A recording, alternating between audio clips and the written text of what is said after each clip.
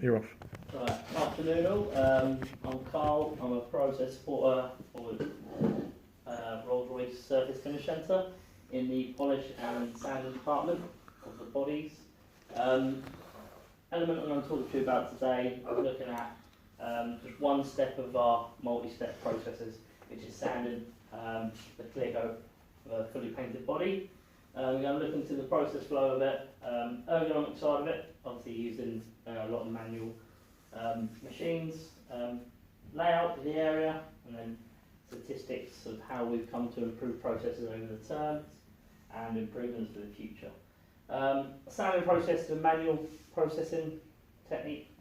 It is used by air-fed airlines into a DA orbital hand sander. We use a three-stage sanding process for that. So we use 3 different grits, which is a 15,000 grit, which is to sand the clear coat back. And then we use a 3,000, 6,000 to reduce the scratch depth to improve the polishing later on throughout the stage. The objective is to remove clear coat, given its funny orange peel structure, to create a mirror finish. Orbital sander, handheld, can cause a lot of hand-arm vibrations through usage.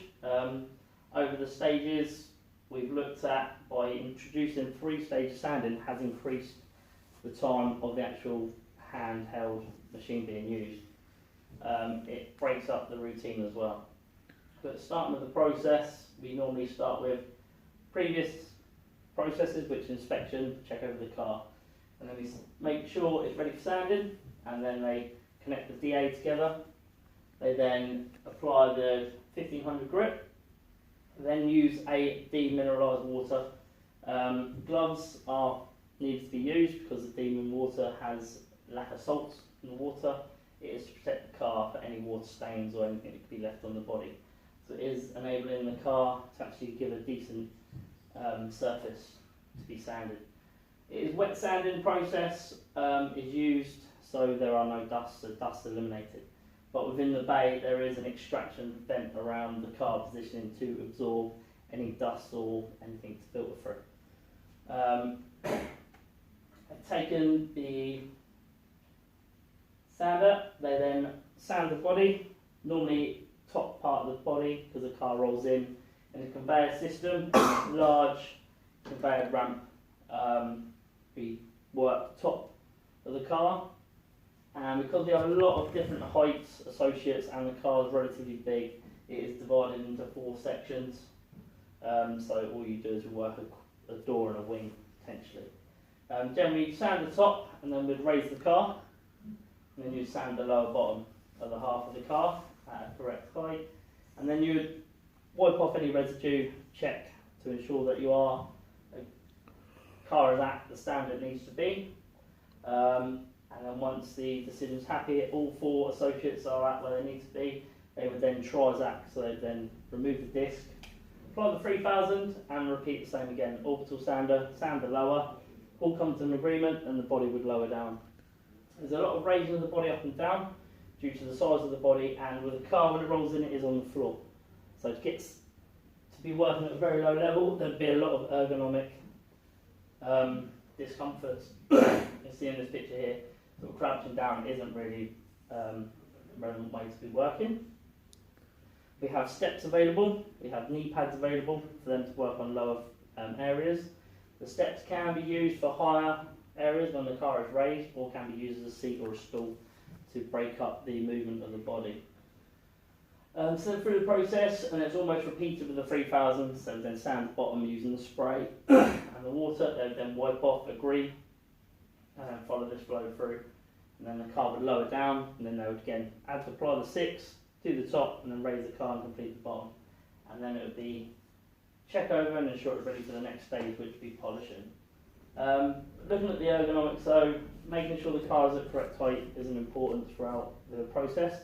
So on the ramp we do have a few markings, because there is a control panel in the corner which is controlled to give us sort of an indicator of what is a comfortable height at what stage of the car you're at. We have vibration gloves available for the vibration. Something potential white finger is another aspect you can get. And also, working close to the car is a really big importance.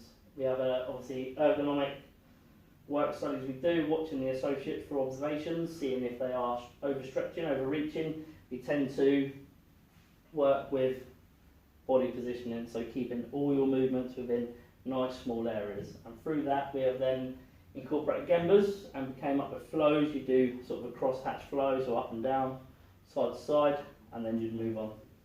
And you just position your body so you're not overstretching. You're not trying to complete the door in one section, you complete it in 3 sections. It's almost like drawing a grid on a car, complete that, move on. So just for my clarity on that, you've actually got it down to the level that you advise them to do a certain motion. Yeah, we've got a certain motion, so it's literally across, up and down, complete that twice, and that should give you a correct standard to then wipe off, no orange peel structure, and then move on. But also, because of the person doing the work, it's beneficial to them because of the smaller area, yeah. They're not going to overstretch, they're not going to cause anything, they're working in a nice ergonomic space. Close to the car, arms, shoulder width body, so they're not putting too much strain on their body. So yeah, we've managed to do that through a lot of observations and process confirmations, and again the standards have been updated. And it is relatively looked at. We have, depending on the model, you can divide the car maybe into 2 sections because the doors are smaller, but we've got again the standard for every model that is out there.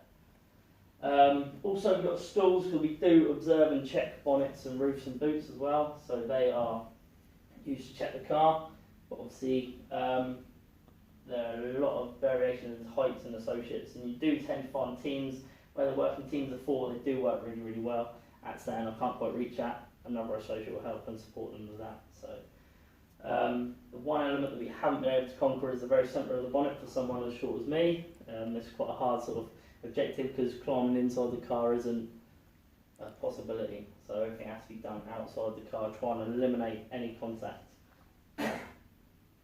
We have OC Health available as well. We do a lot of regular checks every sort of 6 months with OC Health, getting our associates down for hearing tests. Also we have isocyanide tests where they come round and they do a lot of sort of saliva tests and urine tests to see what isocyanates are in the body, because we are exposed to a lot of sort of dry clear coat in the air at times. So we do have that available as well.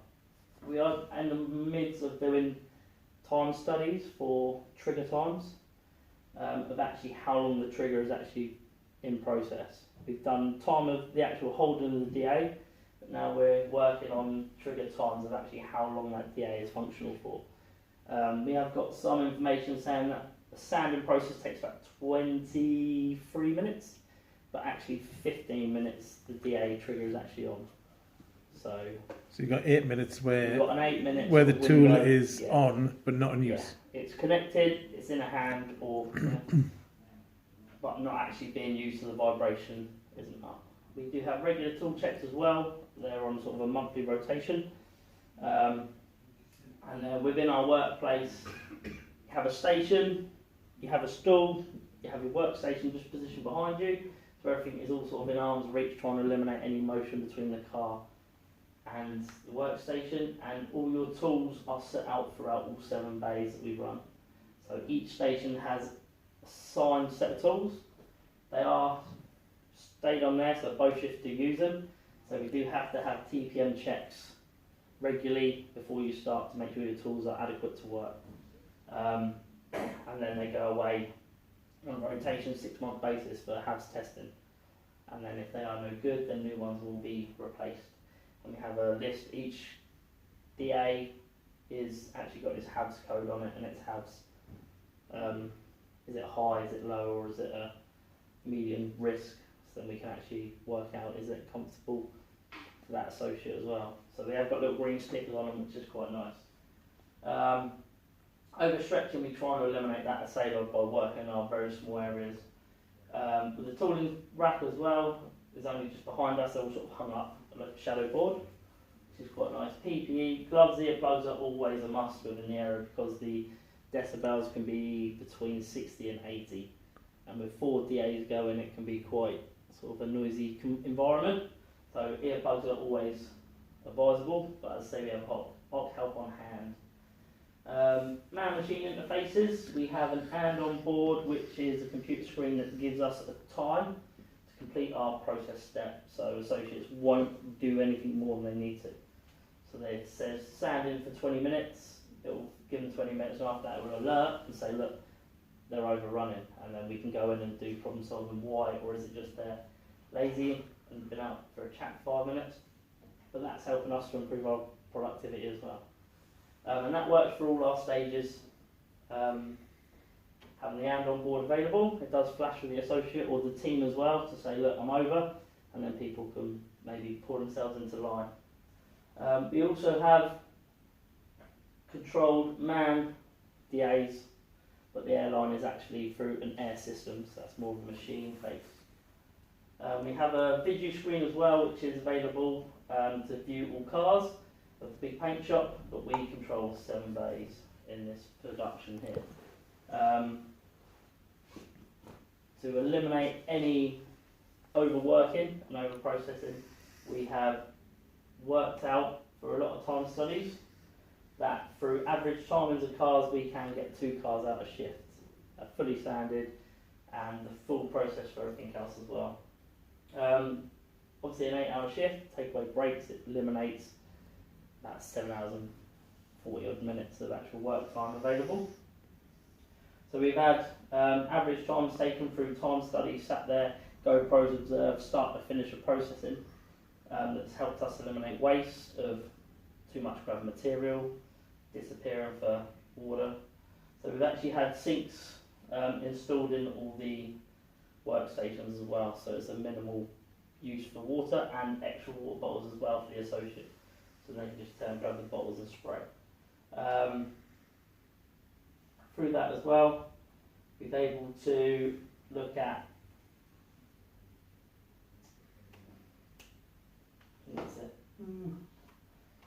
the modeler cars as well, the model mix.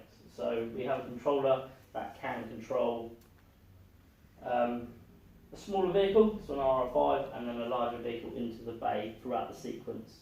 So it does give a fair advantage across the board instead of having 2 large vehicles try and complete. But then through observations, we do daily, we do chalk circles, spaghetti diagrams to observe their actual movements, which again is very minimal, so it does just look like a forward and backward movement. But we also have a process waste sheet in the bay, one for the associates to fill out, anything they've done out of process.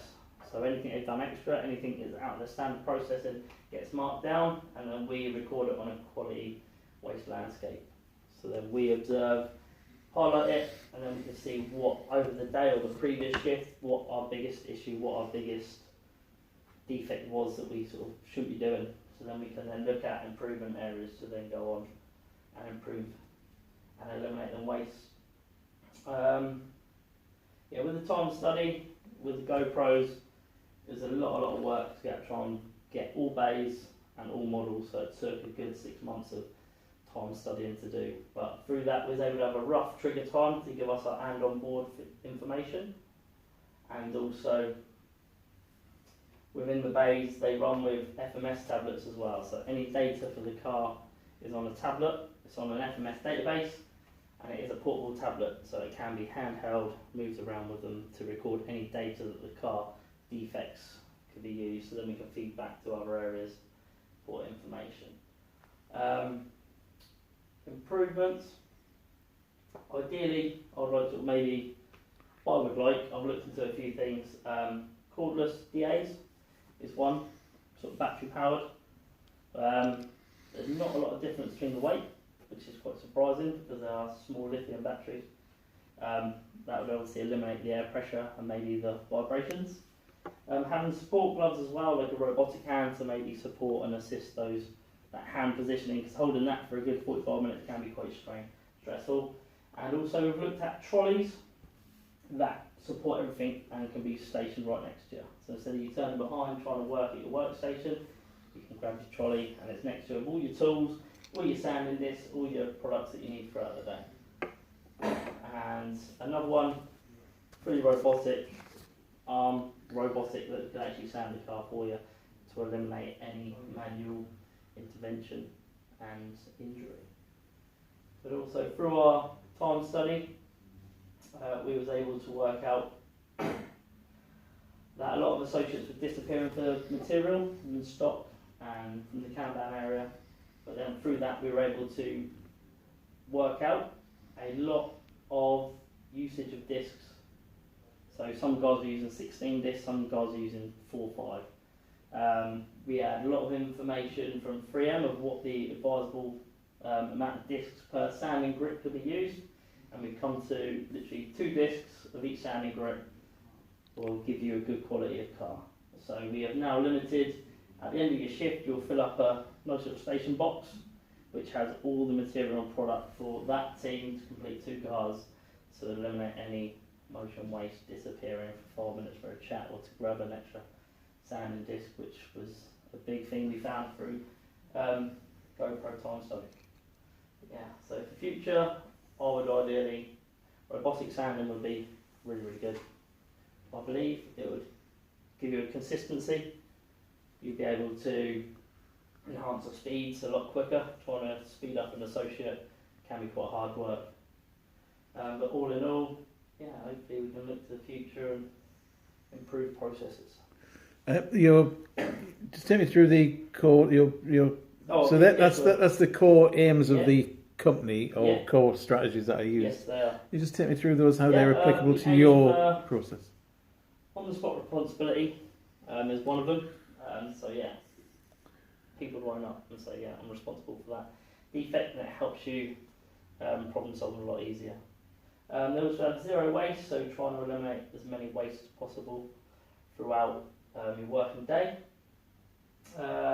Standards, creating standards that give the work elements a guide to go by. So obviously you have a work instruction telling you what it is, but then you need standards to tell you how to do that.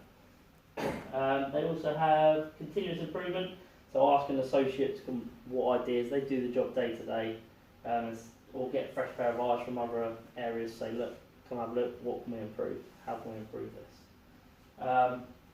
Transparency, just being open, honest, yeah, it's our fault. You know, we have a lot of interaction within the surface finish area with application, and we own up if we mess up a bit of their work. We're responsible for that. You have the work by pull system, so we never push into the associate or is pulling in time. A one-piece flow, try and keep the flow moving, no bottlenecks created. Work to attack, 0 defects, so trying to eliminate the amount of defects that we create as an associate, as a company. And then a flex, being able to flexibility, adapt your processes to the requirements needed by the customer. And if the improvements that you've suggested were to go ahead, which of those do you think would have the most impact on those? Impact-wise, I reckon would be the robotic arm or robot. But which of the techniques do you think? Which of that circle do you think would be? Oh, one of those. It would increase the 0 defects, create a standard, a big standard, and fall into a lot of those. Eliminate a lot of wastes. All of them. Stick to attack to do all of them. Yeah. All in all, to do all of them. Very good. Thank you very much.